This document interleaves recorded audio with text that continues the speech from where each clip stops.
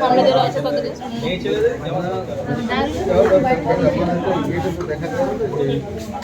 এইখানে দেখতে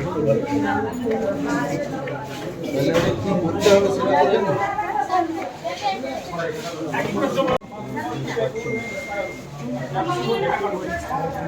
সামনে যারা আছে তাদের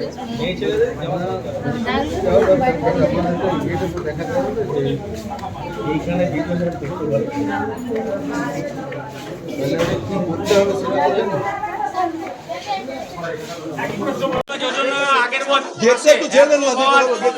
পেয়েছি টাকা, এই মাসে আবার হঠাৎ দেখছি রিজেকশন। এই রিজেকশনের কারণ জানতে আমরা 10টা থেকে এখানে উপস্থিত। কোনো আধিকারিক বা কোনো ডি গ্রুপ সেকশনের কর্মচারী কাউকেই আমরা এখানে দেখা পাইনি বিগত 11:30 তখন। 11:30টায় যখন আমরা এখানে গেট বন্ধ করে বসি তখন আমাদের যারা পুলিশ কর্তারা আছেন তারা আসেন এবং এসে পরে আমাদেরকে হাঁটিয়ে পরে আশ্বাস দেন এবং জয়েন্ট ভিডিও স্যার এই মুহূর্তে আসছে। কিন্তু গল্প হচ্ছে যে যারা পাওয়ার যোগ্য, এখানে যতগুলি আছে দেখে মনে হয় না কেউ বিশাল ধনী করে, তারা পাওয়ার যোগ্য তারা কেন পাচ্ছে না এটা তো প্রত্যক্ষ কারণ দেখাতে হবে। এমন অনেক উদাহরণ আছে যেখানে পুলিশ অফিসারের বউ তিনি পেয়েছেন অন্নপূর্ণা ভাণ্ডার বিগত 3 মাস ধরে। তাহলে পরে আমাদের মাননীয় মুখ্যমন্ত্রীর কাছে বড়জোরে অনুরোধ যে হয় দেন সবাইকে, না হয় সবারই বাদ দিয়ে দেন।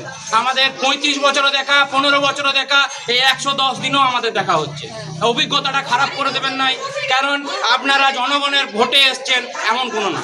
এখন আপনারা কি চাইছেন আর কি কথা হলো? আমরা চাইছি যে ভেরিফিকেশন যে হয়েছে কি কারণে রিজেক্ট হয়েছে সেই কারণ দেখা, এবং যদি মনে হয় যে না এই ভেরিফিকেশন ভুল তাহলে ভিডিও স্যারের কাছে আন্তরিকভাবে অনুরোধ উনি বাড়ি বাড়ি যেয়ে পরে দেখুন যে সত্যি পাওয়ার যোগ্য কিনা এরা যারা এসছি আমরা। এখন কি কথা হলো? এখন বড়বাবুর আশ্বাসে বড়বাবু কথা বললেন এবং জয়েন্ট ভিডিও স্যার আসছেন এবং আমাদের প্রত্যেকজনকে এক এক করে কথা বলে তাদের সদুত্তর দেবেন। আপনার নাম পরিচয়? সৌমিত্র চ্যাটার্জি, গ্রাম বাড়ি হচ্ছে তফসি।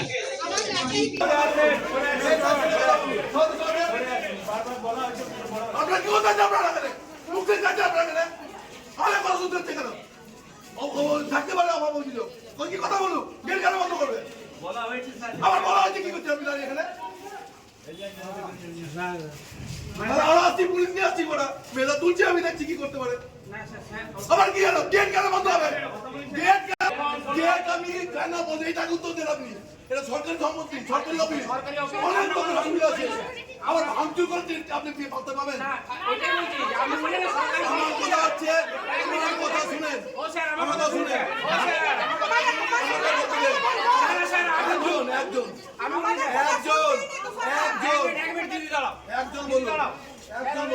আপনি যেমন এসে পরে স্যার হুঙ্কার দিকে গেটটা খোলা করে নেন, আপনার জায়গার সম্মান অতি অবশ্যই আছে। আমরা এতক্ষণ সম্মান 10টা দিকে বসে আছি, 11:30 তক কোনো আধিকারিক নেই।